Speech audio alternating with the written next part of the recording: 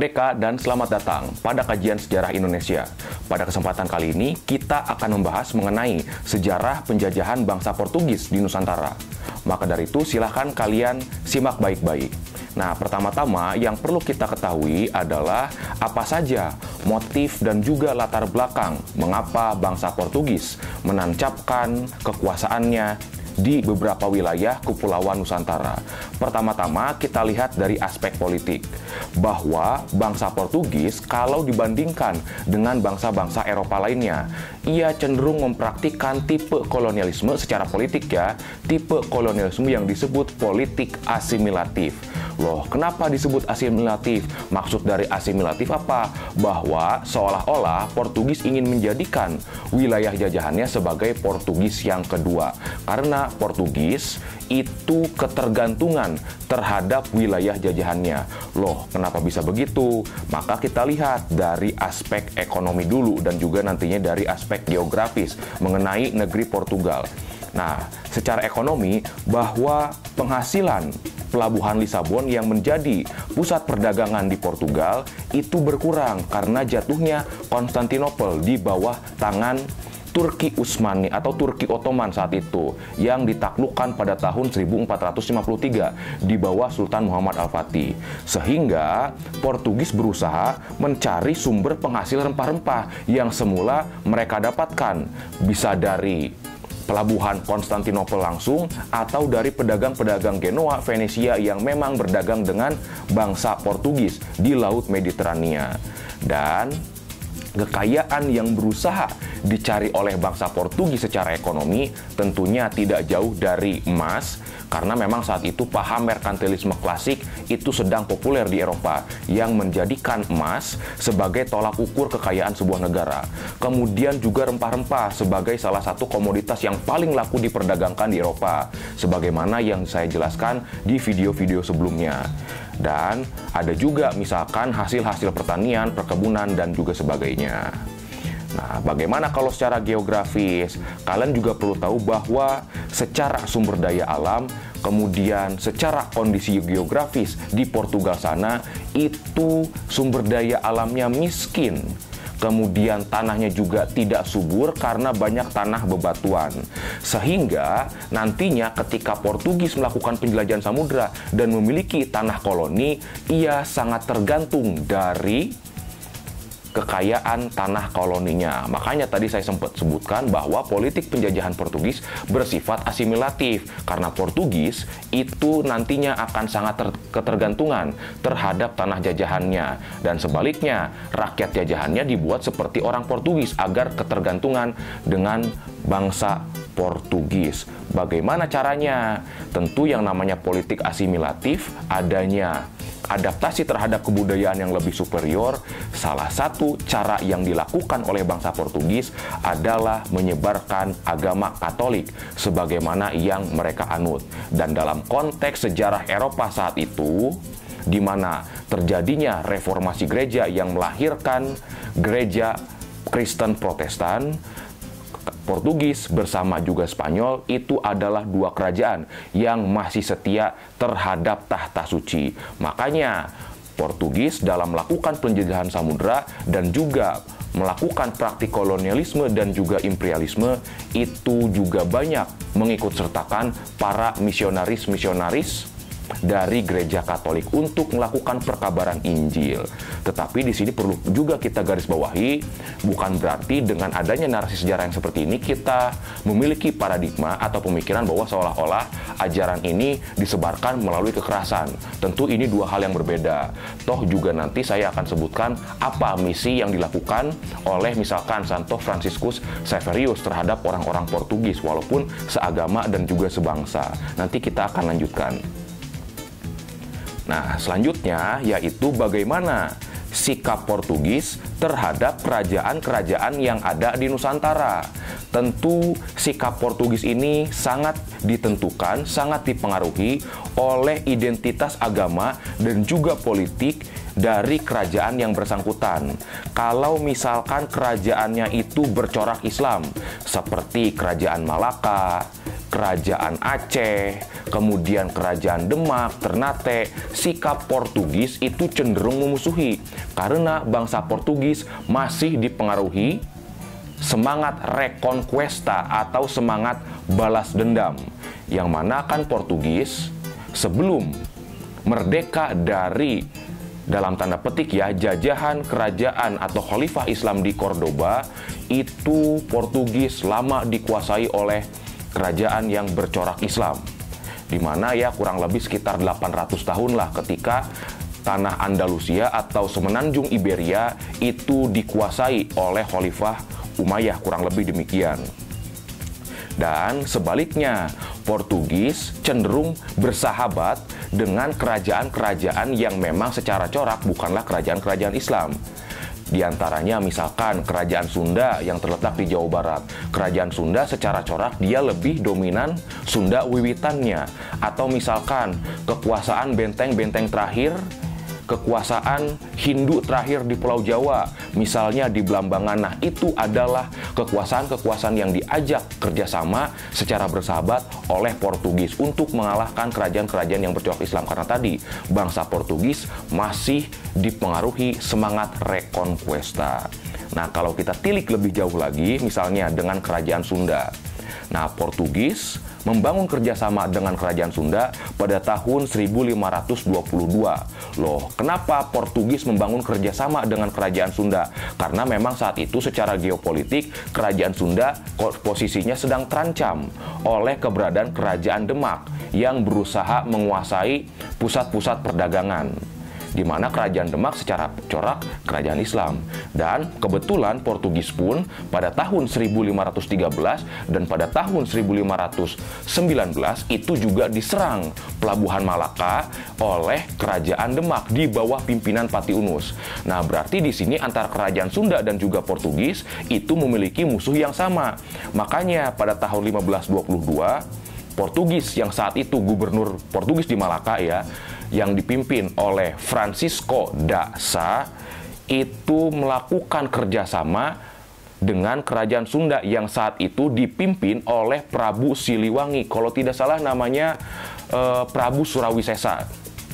Yang mana kerjasama ini ditandatangani dalam sebuah tugu yang disebut sebagai Prasasti Padrao, di mana prasasti ini disimpan kalau hari ini ya di Museum Fathahillah. Inilah bentuk kerjasama antara Portugis dengan kerajaan Sunda yang dipimpin oleh Prabu Siliwangi yang ketiga, di mana di sini tentu ada kesepakatan antara Portugis dengan kerajaan Sunda.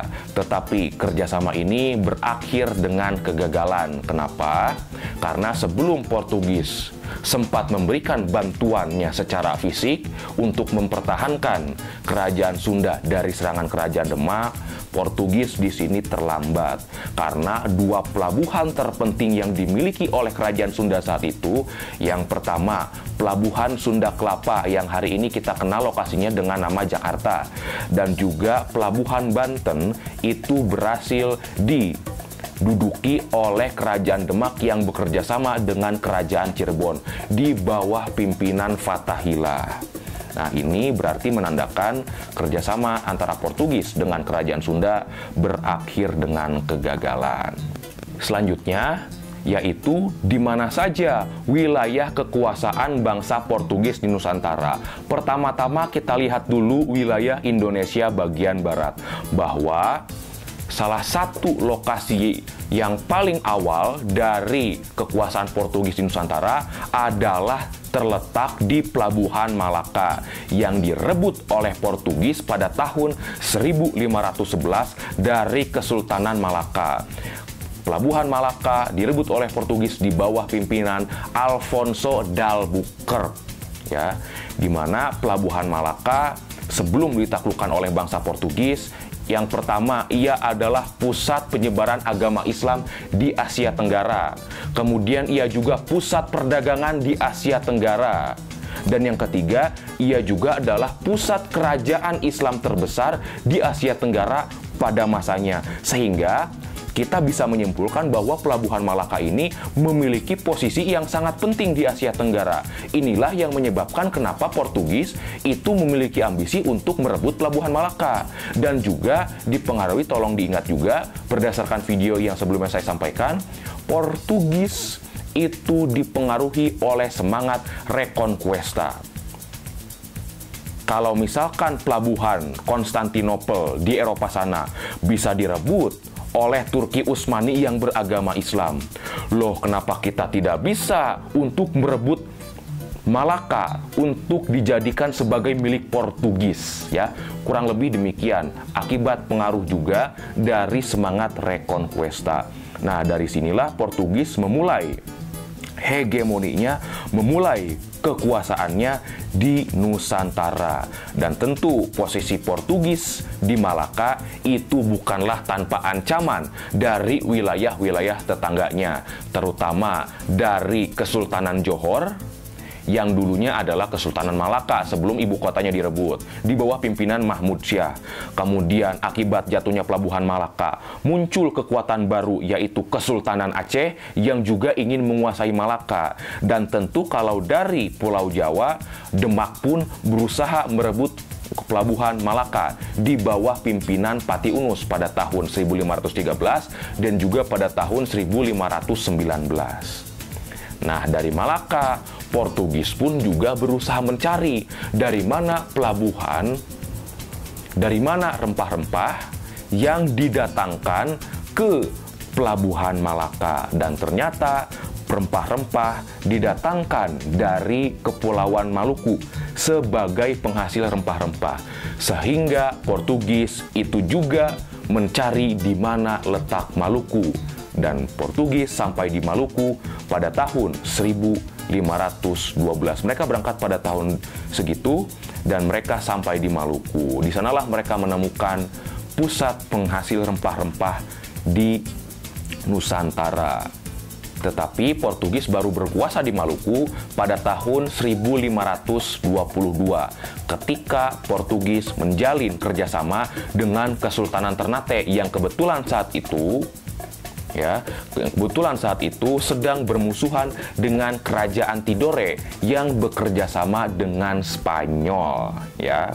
Tetapi di sini pada akhirnya kekuasaan bangsa Portugis semakin goyah di Kepulauan Nusantara. Yang pertama tadi saya sempat sebutkan bahwa Pelabuhan Maluku berkali-kali diserang oleh wilayah-wilayah tetangganya yang ingin juga menguasai Malaka, ya.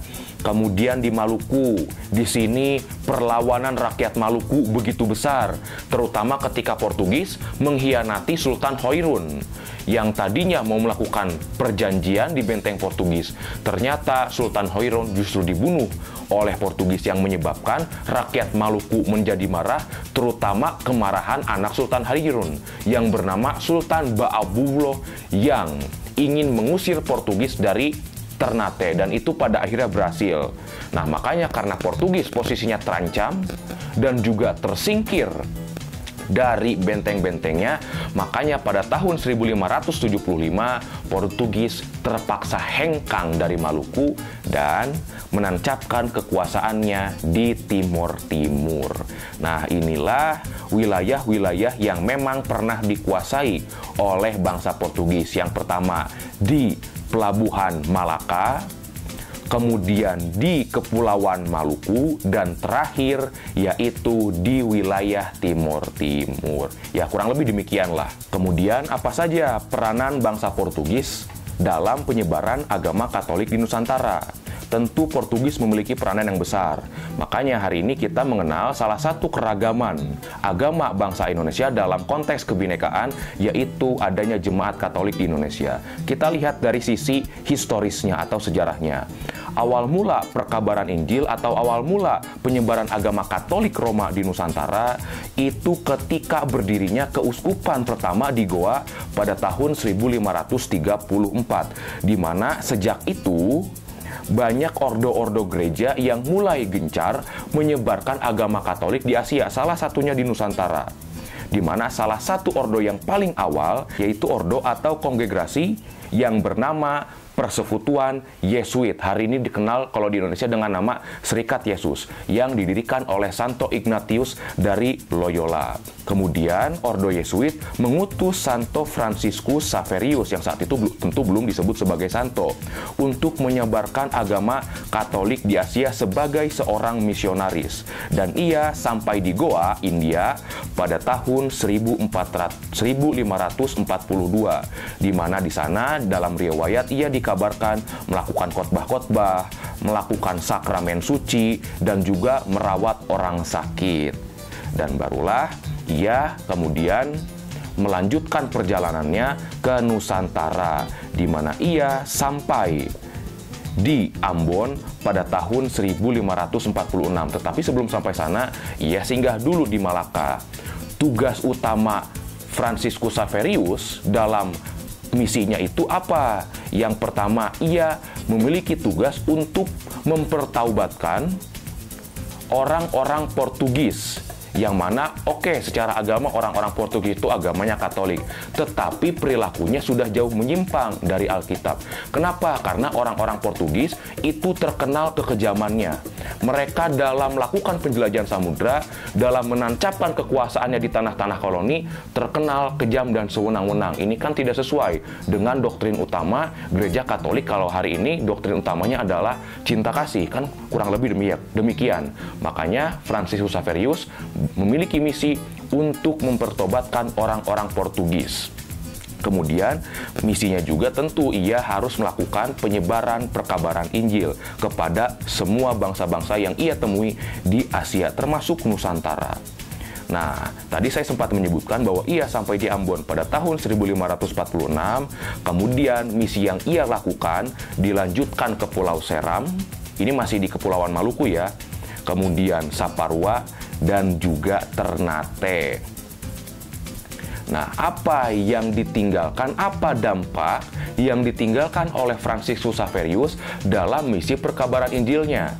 Tentu sejak Santo Fransiskus Xaverius memulai penyebaran agama Katolik di Kepulauan Maluku, sepeninggalnya penyebaran agama Katolik di Nusantara, terutama di bagian timur, itu semakin gencar, di mana apa yang ia lakukan dilanjutkan oleh Ordo Yesuit, atau misalkan oleh Ordo Dominican, dan juga Ordo Franciskanen, di mana kalau secara catatan sejarah tercatat kurang lebih pada tahun 1560 ada sekitar 10.000 jemaat Katolik di Ambon dan juga 50.000 jemaat Katolik di Kepulauan Maluku. Makanya kan hari ini salah satu keragaman di Indonesia adalah adanya jemaat Katolik di Nusantara. Di samping agama Kristen, kemudian agama Islam, Hindu, Buddha, dan juga Konghucu. Kurang lebih demikian ya. Dan terakhir, apa saja pengaruh penjajahan bangsa Portugis di Nusantara? Sekalipun wilayah kekuasaan Portugis itu tidak begitu besar di Nusantara dan juga kekuasaannya tidak begitu lama, tetapi bukan berarti tidak ada pengaruhnya sama sekali. Apa saja pengaruhnya yang masih bisa kita rasakan sampai dengan kehidupan kita masa kini? Yang pertama, dari segi agama jelas bahwa hari ini salah satu kebinekaan bangsa Indonesia adalah adanya jemaat Katolik di samping dengan agama-agama resmi lainnya, dan juga saudara-saudara kita yang masih menghayati kepercayaan lokal di kebudayaan masing-masing. Kemudian dari segi bahasa, banyak istilah-istilah Portugis yang diserap ke dalam bahasa Indonesia. Misalnya, Queijo menjadi keju. Kemudian di hari kemerdekaan kemarin itu kenaikan bandaira atau bendera dalam bahasa Indonesia disebutnya. Kemudian menggunakan zapato, kita menyebutnya sepatu. Kemudian juga jendela dari kata janela, bola, bolu. Kemudian umat Katolik, umat Kristiani itu beribadah di igreja, dari kata igreja Portugis disebutnya gereja dalam bahasa Indonesia. Kemudian beribadahnya entah itu kebaktian atau misa pada hari Minggu, dari kata Santo Domingo dalam bahasa Portugis. Ya, itulah kurang lebih pengaruh Portugis dari segi bahasa. Kemudian dari segi budaya, lebih spesifiknya dari aspek seni musik, yaitu muncul dan berkembangnya musik keroncong sebagai salah satu kekayaan budaya di Indonesia. Dan kalau dari segi kuliner misalnya, kalau tidak salah, dendeng pun adalah jenis makanan yang dibawa oleh pelaut-pelaut Portugis. Dan juga mungkin yang tidak begitu familiar oleh kita hari ini adalah adanya kuliner yang bernama pindang serani. Nah, itu adalah pengaruh bangsa Portugis dalam hal kuliner, ya. Nah, kurang lebih inilah kajian mengenai sejarah penjajahan bangsa Portugis Nusantara yang bisa saya berikan. Mohon maaf apabila masih banyak kekurangan. Terima kasih atas perhatian kalian. Semoga ini bisa bermanfaat untuk wawasan kita semua. Sampai jumpa, merdeka!